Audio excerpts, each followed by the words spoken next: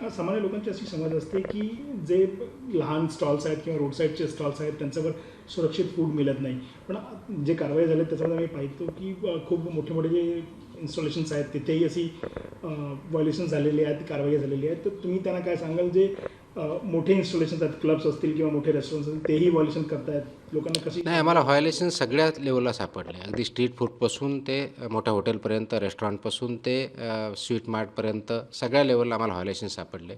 छोटा किंवा मोठा याच्यावरती व्हायोलेशन अवलंबून राहत नाही आहे. जे FBOज आहेत याच्यामध्ये काम करतात त्यांनी स्टँडर्डप्रमाणे नियमानुसार काम करणं अपेक्षित आहे. ते नियमानुसार काम केलं नाही ते व्हायोलेशन करतात. त्याचा परिणाम आपल्या आरोग्यावरती होतो. आपण ते अन्न सेवन करतो, आपण विकत घेऊन ते खातो. तर हे होऊ नये याच्यासाठी हे नियम आहेत आणि ते इम्प्लिमेंटेशन करणं ही त्या फूड बिझनेस ऑपरेटरची जबाबदारी आहे आणि ते इम्प्लिमेंट करतात की नाही हे इन्श्युअर करण्याची जबाबदारी ॲज अ रेग्युलेटर म्हणून आमची आहे. आणि नागरिकांनी म्हणून त्यासाठी फक्त ते कोणता ब्रँड आहे, कोणतं मोठं हॉटेल आहे, छोटं आहे, रस्त्यावरचंच आहे का वेगळ्या पद्धतीचं आहे असं न बघता तिथलं अन्न जे आहे ते ॲज पर स्टँडर्ड्स आहे, सुरक्षित आहे, स्वच्छता आहे हे बघूनच त्याच्यावर निर्णय घ्यावा. ते छोटं किंवा मोठं असं न बघता ते बघण्याची पद्धत आहे.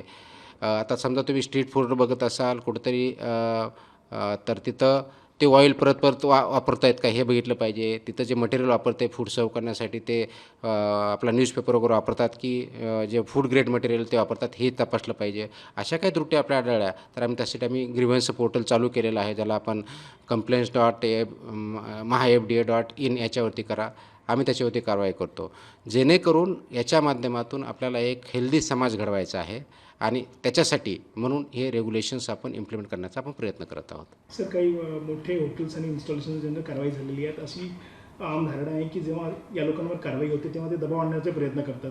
तर यामध्ये असं काही झालेलं आहे का तुमचा दबाव? नाही, असा कोणत्याही प्रकारचा दबाव आमच्यावरती येत नाही. आम्ही दबावाखाली काम करतही नाही आणि असं कोणी सांगण्याची आवश्यकताही नाही किंवा तसं होतही नाही. कारण हा सर्वांच्या जीवनासाठी अत्यंत महत्त्वाचा विषय असल्यामुळं याच्यामुळे कायद्यानुसारच काम झालं पाहिजे आणि सेफ फूड आणि सेफ ड्रग हे महाराष्ट्रामधल्या जनतेला भेटले पाहिजे ही शासनाची धारणा आहे, प्रशासनाची आहे आणि त्या दृष्टीने आमचे प्रयत्न चालू आहेत. सर, सत्ता पक्ष असो की विपक्ष असो सर्वांनीही तुम्हाला समर्थन दिलेलं आहे या सुरक्षित खाद्य लोकांना मिळलं पाहिजे असं. तर तुम्ही त्यांना काय म्हणाल ज्यांनी तुम्हाला समर्थन केलेलं नाही त्यांनी अशी केली मी पूर्ण कारवाई झालेली पाहिजे, कोणताही दबाव तुमच्यावर आणण्याची गरज नाही? मी ग्रेटफुल आहे, थँकफुल आहे की गव्हर्नमेंट, अपोजिशन, नागरिक सर्वजण याच्यामध्ये सपोर्ट करतात. कारण हे काय माझं एकट्याचं काम नाही आहे. रेग्युलेटर माझी जबाबदारी आहे ती मी पार पाडण्याचा प्रयत्न करेल. आपली पूर्ण टीम पार पाडते. सामूहिक जबाबदारी आहे आणि म्हणून याच्यामध्ये सर्वांचा सहभाग अत्यंत महत्त्वाचा आहे. नागरिकांचाही तेवढा सहभाग महत्त्वाचा आहे.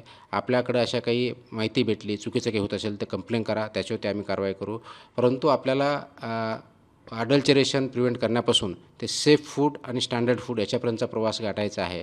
ते करण्यासाठी सर्वांच्या मदतीनं ते शक्य आहे आणि म्हणून सर्वांनी एकत्र मिळून काम केलं तर निश्चितच आपण चांगल्या प्रकारचं सुरक्षित अन्न सर्वांपर्यंत पोहोचू शकतो. शेवटचा प्रश्न, लोक खूप खुश आहेत की त्यांचे खाद्य सुरक्षेसाठी एवढं काही केलं जातं आहे FDAद्वारे, पण लोकांमध्ये शंकाही आहे की जशी तुमची हिस्ट्री राहिलेली तुम्ही खूप दिवस काही कुठेही टिकत नाही, तर तुम्ही इथे किती दिवस टिकणार किंवा लोकांना कधीपर्यंत हे खाद्य सुरक्षित खाद्य मिळत राहणार आणि कारवाई होत राहणार जे लोक व्हायलेशन? मला वाटतं मी टिकणं किंवा नाही हा विषयच असू शकत नाही. आपण इथे योग्य प्रमाणे काम करू आणि पुढं जाऊयात.